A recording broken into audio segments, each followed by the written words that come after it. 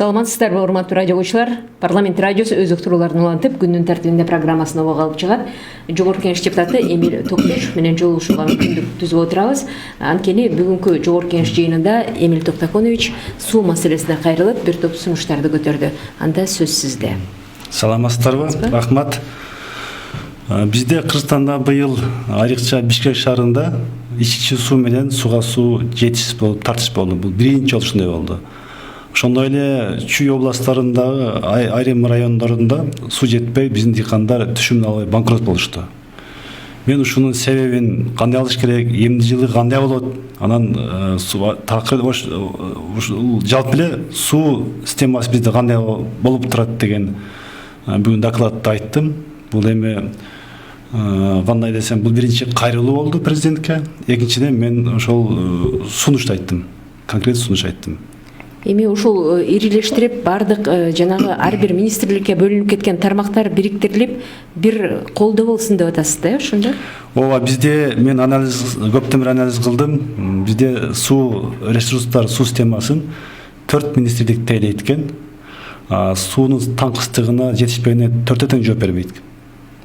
Мөңгүлөрдү өзгөчө кырдаал министри, жер астында сууларды жаратылыш, экология, жер казылаа министрлиги, таза сууну болсо архитектура курулуш биздин мамлекет агенттиги, ал эми каналдардын ирригацияны айыл чарба министрлиги тейлейт. Булар бири-бирине мындай атаандаш катары түзүлүп калган. Мына бирөө да айта албайт эмне жылы суу кандай болорун. Биз сууну баштан турабыз го. Эми алдын ала божомолдуу аба ырайы кандай болот, кургакчыл болобу же жаанчыл болобу деген суроолорго да такалышат да.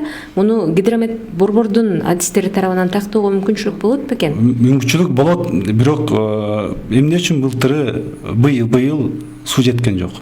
Алдын алса болот эле го. Биз суу жетпей калса эле жада бизде сууга суу ирригация департамент жетекчисин биз тепкилейбиз, соккулайбыз, тилдейбиз. Бирок ал мөңгүгө же жер астында сууларга жооп бербейт, айтпадыбы, жер астынан суу качып кетиптир деп. Эмне үчүн ал алдын ала ошону билген жок? Себеби бирдиктүү система жок. Жер астында сууну башка министрликте барайт, мөңгүнү башка министрликте барат. Канча мөңгү бар экенин так билбейбиз. 8,5-дан 9,000ге дейин. Биз так билбейбиз, алардын алдында иштеген институттар да жок. Ошондуктан мен сунуш кылдым. Биз эгерде суу ресурстарын туура башкарабыз десек, саясат өзгөрүп, саясатта сууга болгон көз караш өзгөртүп, суу ресурстары жана ирригация деген министерство өзүнчө түзүш керек. Анын алдына анан кийин жанагы таза суу, ирригацияны, мөңгүлөрдү, жер астыналарды өзүнчө бөлүп департамент кылып, бир жетекчиге өтүп, бир жетекчиден биз ошо сурап алыш керек. Ошондо бизден сырттан келген акчалар, биз бюджеттен бөлүп атабыз миллиарддарды, бардыгын биз ошондо бир министрликтен сурап алабыз. Ошон министрликтинин базасын чыңдап, министрликтинин алдында илимий техникалык институттарды түзүш керек, сөзсүз. Ошону ана базасы чыгарылганда, анан биз алдын ала булар 5 жыл алдын ала, 3 жыл алдын ала айта алат. Суу каякка кетет, каякта суу жетет, жетишишке бул милдеттүү. Бизде суу бар, ошону туура колдонуп айтабыз. Ошондуктан муну мисал кылып айтып кеттим, башка өлкөлөр, кошуна өлкөлөр алса бардыгы алда кетти. Алар ачак эле сууга байланыштуу бардык мекемелерди бир министрликтин алдына коюп койгон. Себеби бул башкарууга да оңой болот. Биз талап кылган оңой болот. Анан каржыны бир ыктай берип, туура рационалдуу бөлүштүргөнгө бул өбөлгө түшөт. Мен ушуну көтөрүп айттым.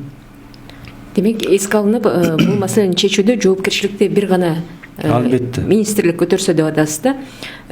Жалпы эле суу дүйнөлүк деңгээлде глобалдык маселеге айланып атканда, буга чейин деле далай жолу коңгуроо кагылып келди. 2020-жылдан баштап климаттык өзгөрүүлөр болот деп. Ошол алкактан алганда биздин даярдыктарыбыз кандай болду экен? Мындай бир аракеттер, реформалык кадамдар жасалды экен? Даярдыктарыбыз өтө начар. Эртең эмне жылы суу болобу деп, жетеби деп эч ким айта албайт. Ошондон биринчи бул министрликти түзүп, биз тез аранын ичинде суу кодексин кабыл алыш керек. Суу кодекси кабыл алына элек. ошол суу кодексте баардык тарифтерди жок дегенде элге кеткен суга суу менен ич сууну өзүнүн аркында эсептеп бергенге, анан жана докладында айттым, бизден кийинки төмөндөгү мамлекеттер сууну пайдалануучу деп эсептелинет. Дүйнөлүк нормада суу пайдалангандар акы төлөнөт деп, жаратылышты пайдалангандар акы төлөнөт деп норма бар. Ошондуктан биз эмитен ошо кодексте нормаларды иштеп чыгып, бизден кийинки пайдаланган башка өлкөлөргө кеткен суунун биз 85% алып кетет. Ошолорду бизден кеткен каражаттарды, бизден кеткен баардык иштерди баарын төлөтүш керек. Ошон үчүн кодексти иштеп чыгып, эл аралык нормаларга таянып, биз тарифтерди аларга бериш керек. Бул алдын ала боло турган иш. Муну эртерээк кыймылдабасак, себеби азыр эми суулар чын азайып атат.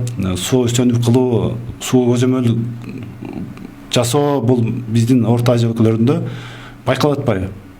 Ошондуктан биз күчтүү бир суу министерствосун, суу ресурсын башкаруу мамлекеттик министерствон түзүп, укук берип, анан алар талап кылсак, бул туура иш алып кетсе, биз булга эртерээк барганыбыз, канчалык эртерээк барсак, Кыргызстан ошончолук бизге келечекке, мамлекетке өнүүгө бул шарт түзүлөт. Сууну биз товар деп эсептешибиз керек деп далай аткаминерлер демилге көтөрүштү. Бирок азыркы учурда чындап эле товарга айландыбы, жокпу? Албетте, муну эми эл аралык нормалар бар. Биз айтып коюп калып атпайбызбы? Анын товар экенин биз далилдеп бериш керек да. Биз коңшу өлкөгө далилдеш керек да. Биз ушул жактан биз сууну текшеп атабыз, жердин астын мөңгүсүн биздин акча кетип атат деп, анан биринчи алар биз далилдеп берсек, анан алар төлөгөнгө бизге, аларга мындай тариф койгонго биздин укугубуз болот да. Өзүбүздө эчтеке жок болуп атпайбы? Ким иш алып барат? Ким ушул саясатын жүргүзөт? Ким эсептеп чыгат жер астында суулардын запасын, мөңгүлөрү кайсы жылы канча эрип кетерин ким санап чыгат? Баарын санаш керек да, бунун баары каражат да. Ошонун каражатын санагандан кийин биздин кийинки колдонгон өлкөлөр сөз төлөш керек. Буга чейин кайрылган угармандарыбыздын пикирине караганда, бир гана суу тартыштык эмес, жана сиз айткандай жер алдындагы суулар деңгээлинен көтөрүлүп кеткен учурда айыл конуштарда бир топ көйгөйлөр жаралат дейт. Мисалы, токмок саздуу жер суу жер алдынан чыга берет деген маселени койгондо, ал жакта бакшактуу келип, баягы суунун деңгээлин төмөндөтүүгө жардам берет деп. Ансыгандай ошол жер алдындагы суулар качып эле кетпей, жана антип деңгээлинен ашып кеткен учурда кандай кадамдар жасалыш керек? Бул багытта ким иш алып барат экен? Биздин суу алдындагы, жер алдындагы сууларды жаратылыш экология министрлиги көзөмөлдөйт экен. Аларга же бюджеттен, же сырттан эч кандай каражат келбептир. Алар эмне кылып атат анан? Эч кандай алардын изилдөөсү жок, эч кандай анализ, мониторинг кыла албайт. Себеби колунан келбейт, эчтеке жок, жайдак жөн отурушат. Албетте контроль жок да. Ошол болсо, алар алдын ала ошол жерден суу бияктан качып атат, бул жактан көп чыгып кетет деп, ошол көп чыккан жерди булар алдын ала институттар изилдеп, иштеп, ошону буруп койгонго мүмкүнчүлүк болот болчу. Анын үчүн бизге күчтүү мамлекеттик бир суу органы болуш керек, мекеме болуш керек. Саясат колго алыныш керек. Саясат колго алыныш керек. Бул жерде өтө чоң каражат кетет, албетте. Ошондой эле мен башка мамлекеттерде айтып кеттим. Мына Тажикстанда ачык интернет блогдарында турат, карасаңыз болот. $1,5 миллиард алышыптыр. Кредит, грант да бар экен. Демек алар иштеп атпайбы алар? Алар эч жагда түзгөн бир министрлик баарын алып келген система иштеп атпайбы? Биз эмне кылбаш керек? Биз эмне артта калыш керек? Ошондуктан муну канчалык эртерээк кылса, ошончолук бизге аябай пайдасы тиет. Ошону мен сунуш кылдым, сөз түрдө муну кылыш керек, жасаш керек Кыргызстан. Рахмат атайын убакыт бөлүп келгениңиздер үчүн. Урматтуу радиогучулар, Парламент радиосу күнүнүн тартибинде программасынын бул жолку чыгарылышында суу маселесине кайрылган Жогорку Кеңеш депутаты Эмиль Токтош менен жолугуша алдыңыздар. Биз менен бирге болсоңуздар.